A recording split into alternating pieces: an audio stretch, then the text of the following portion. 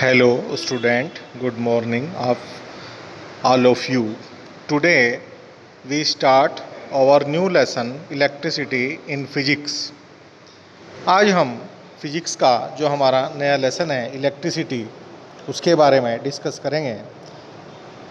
In this lesson our first topic is electric current. What is electric current? What is the definition of electric current? So the definition of electric current is the rate of change of electric charge is called electric current. It is represented by I, small or capital, and the unit of electric current is ampere. तो बच्चों ये इसकी definition थी. अब इसमें हमें electric current को समझने से पहले हमें चार्ज के बारे में समझना होगा. Charge is a common word. Charge जो है बहुत कॉमन वर्ड है. हिंदी में इसको आवेश कहते हैं. जैसे आपका मोबाइल जो है, मोबाइल की बैटरी डिस्चार्ज हो जाती है तो आप उसको बिजली के प्लग में लगाते हो, वो फिर से आवेशित हो जाता है या फिर से वो चार्ज हो जाता है.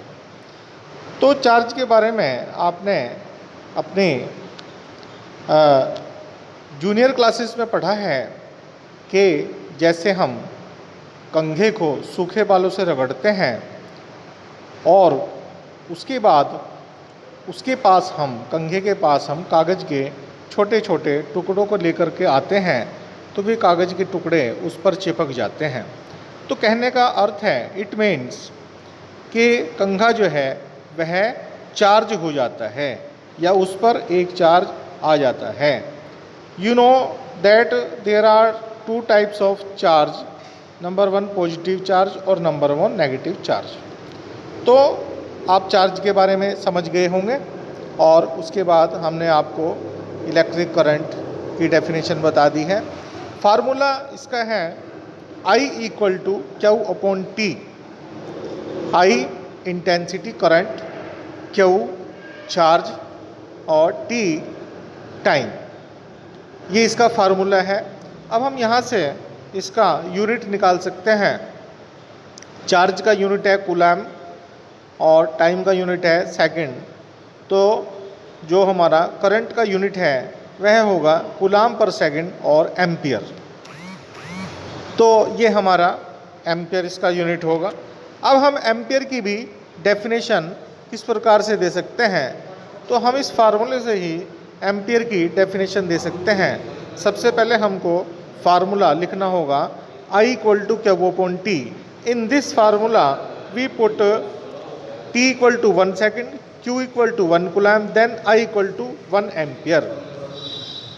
The definition is when 1 coulomb of charge flows through the cross section of a conductor in 1 second, the electric current flowing through the conductor is said to be 1 ampere.